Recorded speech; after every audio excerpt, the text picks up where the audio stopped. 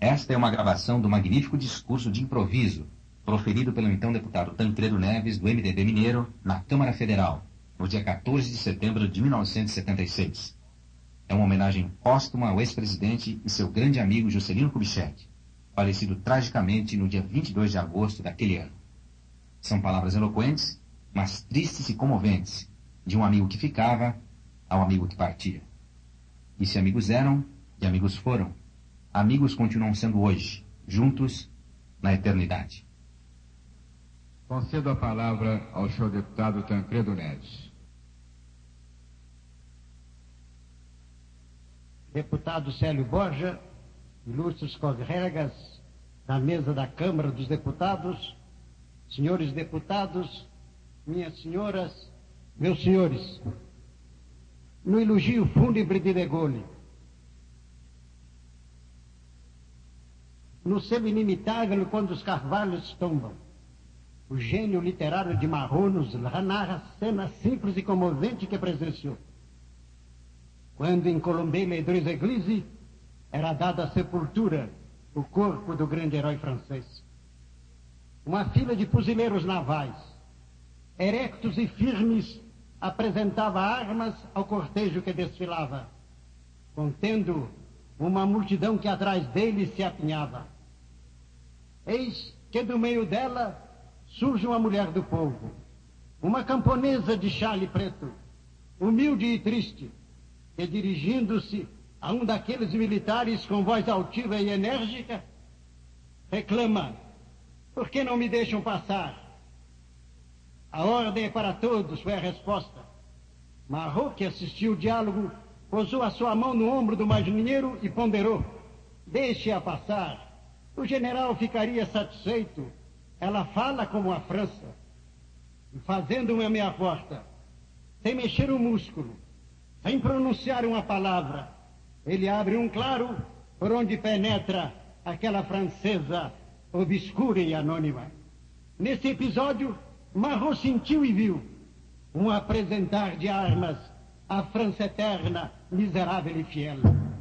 Foi esse mesmo sentimento que de todos se apoderou, quando na tarde e na noite do último 23 de agosto, contemplamos uma multidão imensa que se agitava no coração desta capital e se colocava por extenso ao longo das suas ruas e das suas avenidas, aguardando, horas a fio, respeitosamente, o instante de prestar a sua última homenagem ao presidente, ao servidor do povo, ao amigo de todos, que horas antes a morte nos arrebatara tragicamente.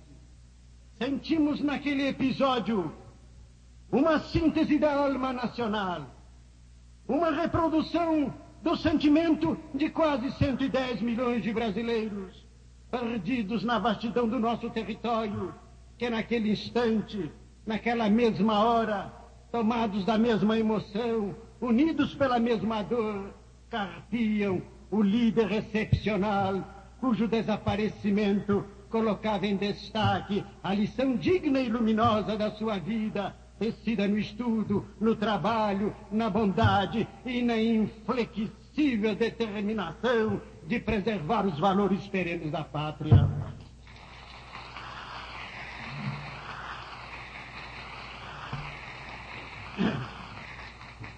Houve em cada lar uma prece, em cada alma uma lágrima, em cada coração um voto de pesar e de saudade. É que Juscelino Kubitschek de Oliveira pertencia àquela alta estirpe do herói de Sófocles na antiga. Não viera para partilhar o ódio, viera para distribuir o amor. As nacionalidades dependem muito da sua configuração física, dos acidentes imprevisíveis e misteriosos de sua formação, dos nomes telúricos que lhe vincam a índole e a vocação. Mas não há notícia daí na história que nenhuma delas se haja transformada em nação poderosa, digna e culta, sem a presença dos condutores clarividentes e proféticos, sem os guias seguros e carismáticos, sem os líderes sábios e generosos, São os predestinados que, com as suas mãos fortes e rígidas, nas virtudes e nos defeitos dos seus povos, os constroem viris e dinâmicos, com olhar fitos no futuro, para rasgar nos horizontes a perspectiva iluminada do seu destino. Deles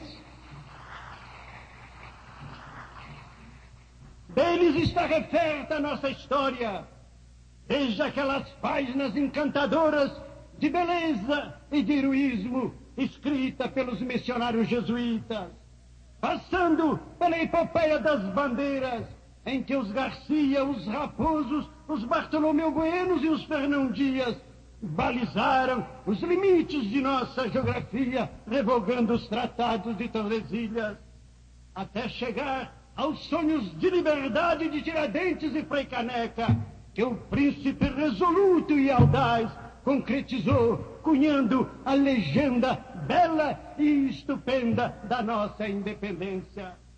Ele e dos maiores foi Pedro II, que nos 4 decênios do seu império, estruturados na luta, nos sacrifícios e na austeridade, permitiu à espada conciliadora de Caxias fundir a unidade moral, material e territorial de nossa pátria.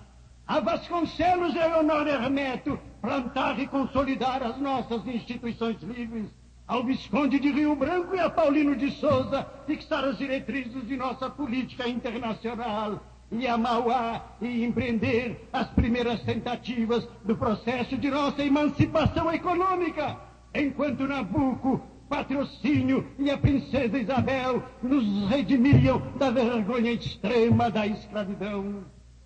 E assim crescemos, nos fortalecemos e nos dignificamos na linha da generosidade cristã, no respeito do direito, no culto da liberdade, sem a qual as nações se transformam em imensos campos de concentração e os povos se estiolam no medo, na covardia e na mediocridade.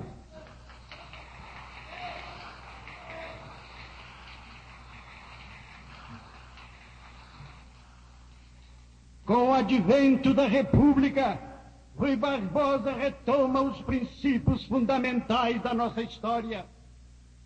Com seu gênio político, com seu verbo potente e com a sobranceria do seu caráter, incendeia a alma nacional, alertando-a contra os perigos da força, contra as deformações da violência e, sobretudo e principalmente, ele nos deixa a lição imortal que penetrou a consciência da nação e nela se cristalizou, do respeito ao voto soberano do povo, do acatamento às decisões dos tribunais íntegros e livres, da submissão à lei e, sobretudo, do horror a todas as tiranias que se extravasam sempre.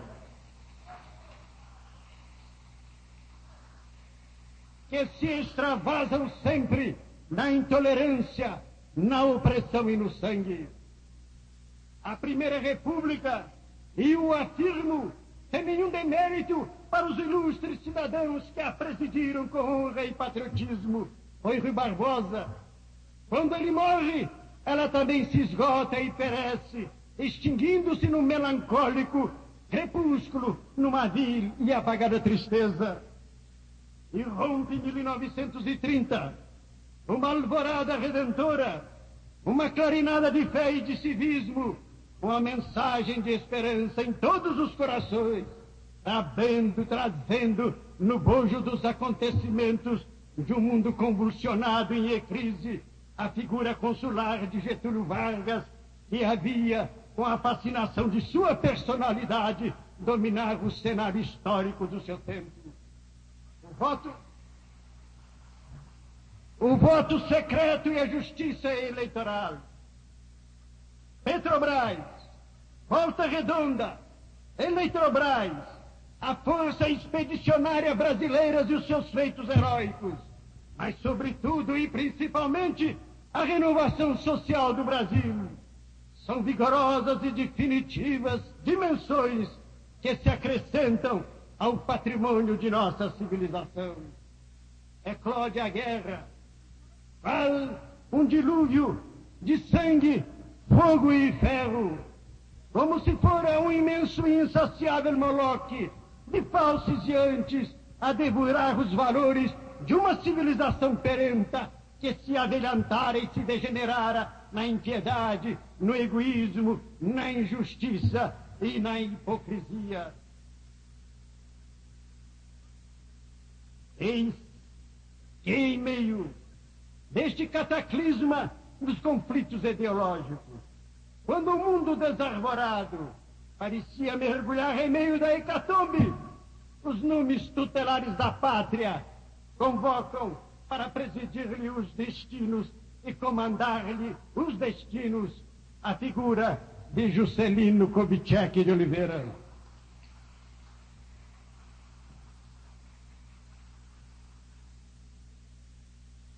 Ele viera com a predestinação de cumprir uma missão. Não iria e não irei traçar a biografia esquematizada do grande brasileiro. Outros já o fizeram com uma acuidade e um brilho de que eu não seria capaz, e muitos outros ainda o farão. Limito-me apenas a assinalar que em todas as etapas de sua existência irradia-se uma mensagem que enobrece e dignifica a vida. Do menino pobre de Diamantina nos vem a fé no futuro. Do jovem debruçado pela madrugada sobre um aparelho telegráfico nos fica a confiança no trabalho. Do médico humanitário remonta o amor ao próximo. E do estadista a lição indelével do respeito cego, da servidão cega à Constituição, da dignidade humana elevada à categoria santa de um dogma e da suprema vocação democrática. Ele fazia e metamorfoseava numa religião em que os apóstatas não são impunemente. Prefeito de Belo Horizonte, oprimido pela angústia financeira, ele supre com inteligência e com imaginação a deficiência dos meios. E a obscura, a apagada capital sertaneja de então se transforma num centro de trabalho intenso, de estudos sérios e de desenvolvimento artístico. A urbanização e o embelezamento da Pampulha, com a sua primorosa e pioneira campelinha, são expressões universais do poder criador de artistas na épocas obscuros, mas hoje consagrados mundialmente, que atendem o nome de Lúcio Costa, Niemeyer, Portinari, Cheschiati e Santa Rosa. Era um novo Midas, transformando ouro em ouro, ao toque do seu talento privilegiado, o cascalho duro e informe daquela cidade inexpressiva. Governador de Minas, dias, meses, anos de um labor infindável. Não se submeteu à tradição e nem a postergou. Pelo contrário, revoluciona, renova, inova, destrói e constrói, e consegue milagres verdadeiramente surpreendentes do seu binômio energia e transporte.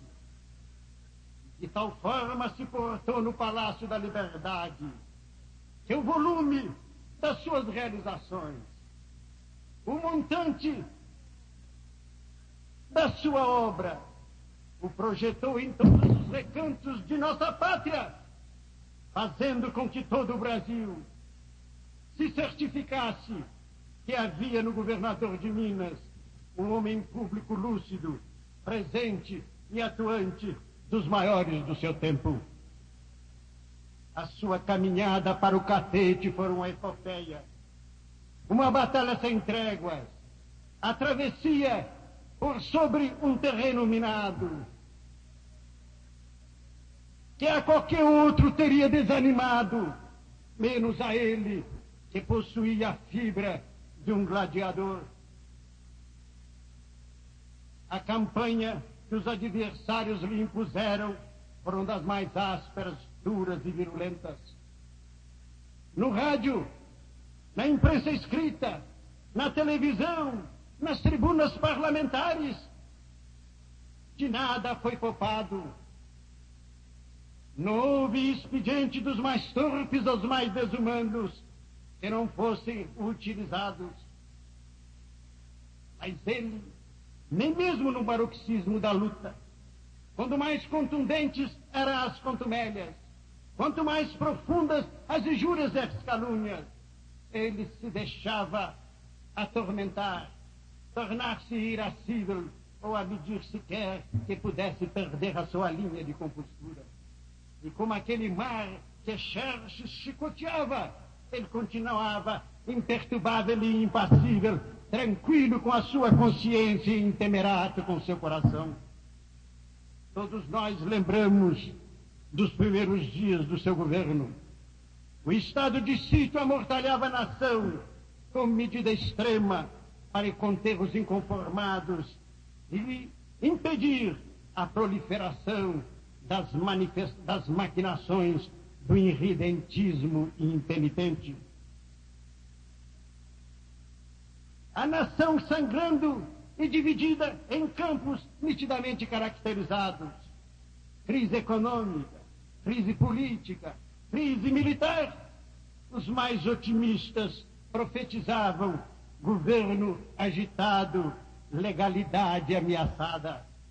Eis que se revela o estadista em toda a força da sua capacidade. Eis que se revela o gênio político em toda a plenitude de sua atuação. Os que dele esperavam vindictas e represália, ele surpreende e decepciona. Suspende por iniciativa própria, no mesmo dia da sua posse, o estado de sítio. Restaura as franquias legais. Devolve à imprensa e aos instrumentos de comunicação, os veículos da liberdade. E pode, então, apresentar-se à nação como homem que não temia o povo. 5 anos de trabalho, 5 anos de estabilidade, 5 anos de prática ilesa da democracia. A paz interna, legislativo e judiciário intocáveis na sua majestade, imprensa solta e o prestígio internacional que ele conseguia, com respeito sacral à voz das urnas e com a diuturna vigilância e o zelo diuturno na observância do exercício dos sagrados direitos do homem.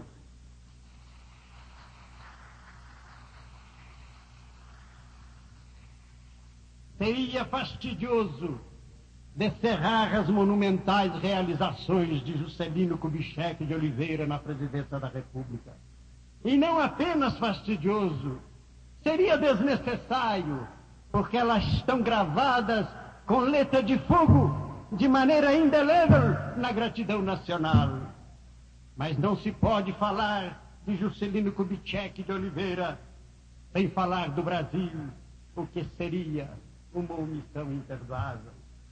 Concepção nacionalista nos primórdios da nacionalidade, devaneio dos inconfidentes, visão alucinada do patriarca, sonho de inspiração divina de Dom Bosco, mandato e imperativo de todas as nossas constituições, haveria de encontrar no garimpeiro de Diamantina, sonhador, temerário e ousado, as mãos sincrópicas para plantá-la e chantá-la nessas regiões abandonadas do Planalto Central, como a âncora da nacionalidade, ali apontar permanentemente os horizontes sem fim da esperança.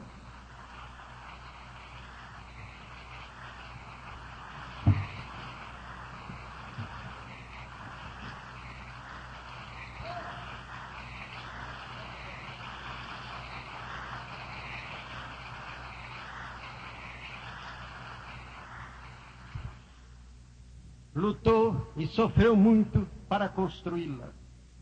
Teve que enfrentar pressões insuportáveis, externas e internas.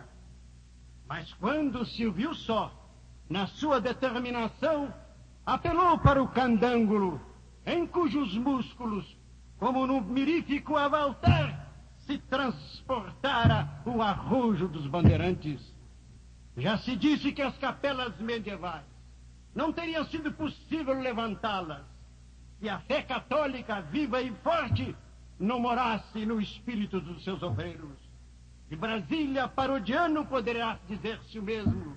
Brasília teria sido um oceano fracasso, um Himalaia de frustração, se a alma ardente do cambango, com todas as suas veras, não se sintonizasse com a fé, com a coragem, com a energia e com a decisão de Juscelino Kubitschek de Oliveira.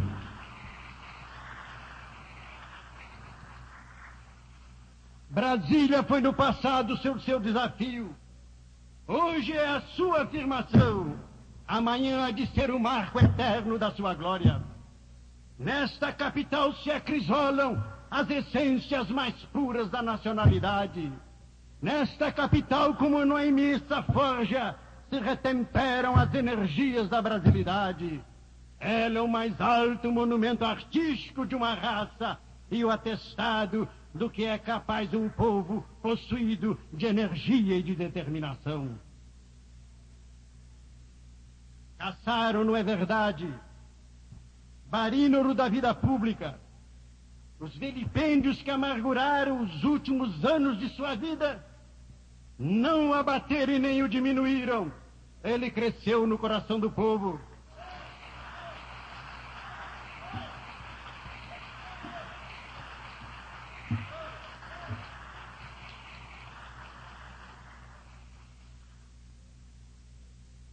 Na sua humildade cristã, ele encontrou as forças da altivez e da honra para enfrentar e suplantar as maquinações do ódio.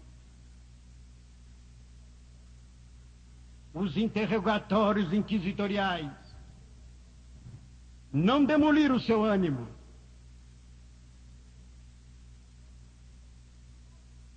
As ameaças do terror não o abalaram, mas do exílio ele se entibiou, no exílio ele sofreu. A saudade da pátria distante e o pavor de que não pudesse mais revê-la o angustiava e penetrava no seu coração como uma agonia. De New York, ele escreve a um amigo palavras ressumadas de dor, palavras ressumadas de sofrimento. Ouçamo-lo. O dia de Natal amanheceu triste. São 2 horas da tarde e a noite já cobriu a cidade. Não se vêem senão as luzes fosforescentes dos carros e dos anúncios. Ontem tive surpresa comigo mesmo. À noite, por volta das 7 horas, senti uma solidão mortal. Não conseguia atender a telefonemas sem quebrar a emoção, porque esta me impedia de falar. Uma tristeza pesada, bruta, dolorosa invadiu-me. Por que está acontecendo isto comigo? O exílio é o preço que os grandes homens pagam para conseguir um lugar no coração do povo.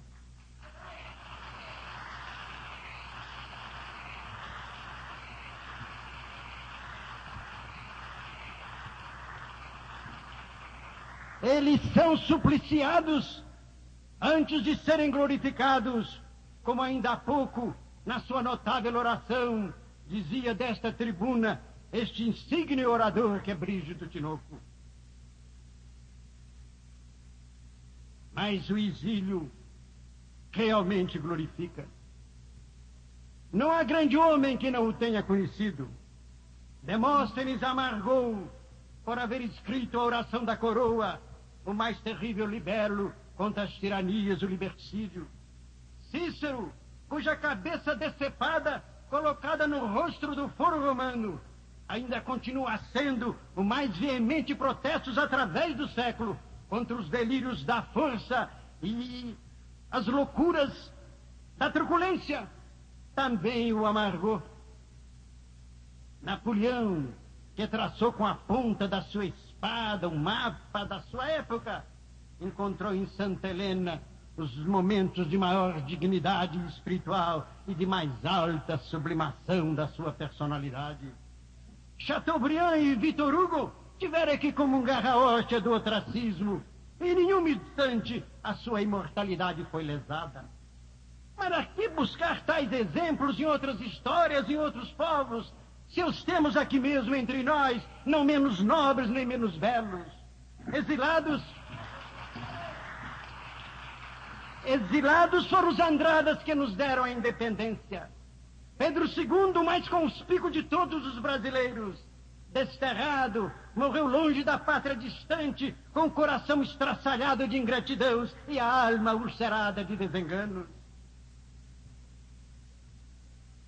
Visconde de Ouro Preto e Silveira Martins cobriram-se de honra no degredo. Rui Barbosa e Epitácio Pessoa se avultam em dignidade e em heroísmo quando o preferiram a se acomodarem com o perjúrio da Constituição e o império das violências. Siqueira Campos, Washington Luiz, Otávio Mangabeira, Arthur Bernardes são constelações fulgurantes que na expatriação nos deram a lição de todo sacrifício pela pátria é pequeno quando celebrado com ardor cívico no seu altar. O exílio era o toque que faltava para compor a imagem histórica de Juscelino Kubitschek de Oliveira. É a moldura de ouro da sua radiosa personalidade e da sua permanente presença nos acontecimentos do seu tempo. Senhor presidente, senhores deputados, seja permitido, antes do término desta oração, que pronuncio por honrosa delegação da direção nacional do Movimento Democrático Brasileiro, e que já vai sendo ditada ao impulso dos sentimentos que me dita o coração, que eu não termine esta alocução sem quebrar de leve o protocolo solene desta magna e histórica reunião da Câmara dos Deputados para dirigir uma palavra à excelentíssima senhora Dona Sara Kubitschek de Oliveira.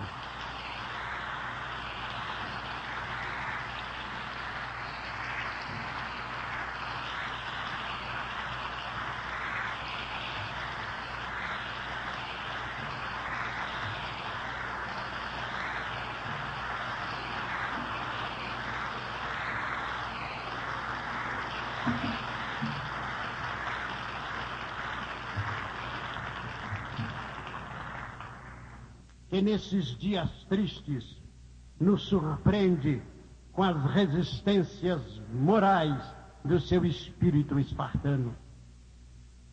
O grande presidente Juscelino Kubitschek, estilista, primoroso como prosador, nunca me consta que em qualquer fase da sua vida ele tenha buscado no ritmo e na rima a expressão das suas emoções. Sei, porém, que talvez o único verso que ele compôs na vida foi para sua consorte incomparável, companheira no esplendor e no tormento. Um verso lapidar e de singela beleza, que ele fez e esculpiu numa placa, que em sua homenagem e reconhecimento do muito que dela recebera de encorajamento, ternura e amor, ele fez afixar na sua fazenda de Lusiana. Solar Dona Sara, que com dignidade exemplar foi primeira-dama de Belo Horizonte, de Minas, do Brasil e desta casa. Mais não se poderia dizer. Mais não se poderia dizer de dama tão ilustre. em cuja personalidade harmoniosa e sedutora se enastram todas as delicadezas da bondade e toda a resistência de caráter da mulher brasileira.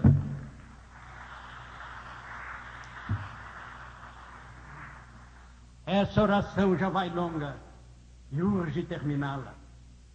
Falando pela última vez no Senado da República, onde se orgulhava de representar o bravo estado de Goiás, e quando já dúvida não mais havia quanto à sua proscrição iminente, Juscelino Kubitschek de Oliveira sentenciou: mais uma vez tenho nas mãos a bandeira da democracia que me oferecem, neste momento em que, com ou sem direitos políticos, prosseguirei na luta em favor do Brasil.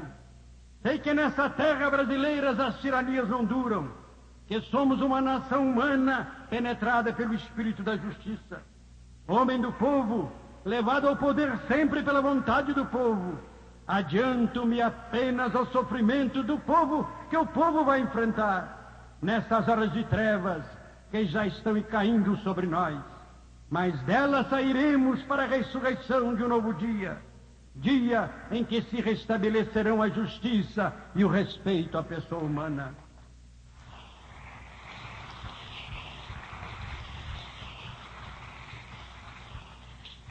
Esse dia chegou com a sua morte.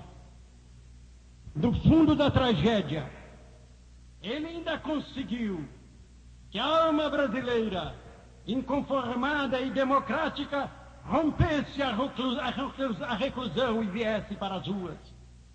Foi o seu último encontro com o povo. E esse encontro foi apoteótico, triunfal e consagrador.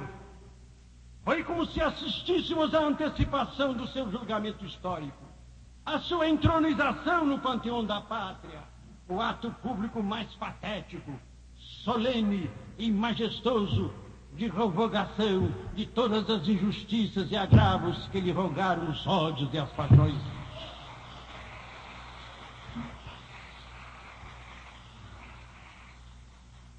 Ele foi um predestinado que soube cumprir com grandeza a sua missão.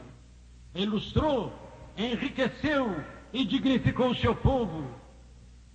Dignificou as instituições democráticas deste país. E soube preservar e opulentar o patrimônio dos nossos princípios sagrados. Sonhou, lutou e sofreu para reduzir entre nós a área dos miseráveis e apaziguar o espírito revoltado dos que têm fome e sede de justiça. Outro assim, para repetir o vate andaluz, tardará muito a nascer. E diante do seu vulto, que a morte transfigura e ilumina com os clarões da imortalidade, eu não encontro, para encerrar esta oração, outras palavras senão aquelas que o gênio de Shakespeare colocou nos lábios de Marco Antônio diante do cadáver mutilado de Brutus. Dos nobres ele foi o mais nobre. A sua vida era pura. Os elementos que integravam o seu ser, de tal forma neles se conjugavam que a natureza inteira podia levantar-se e bradar ao universo: aqui está um homem.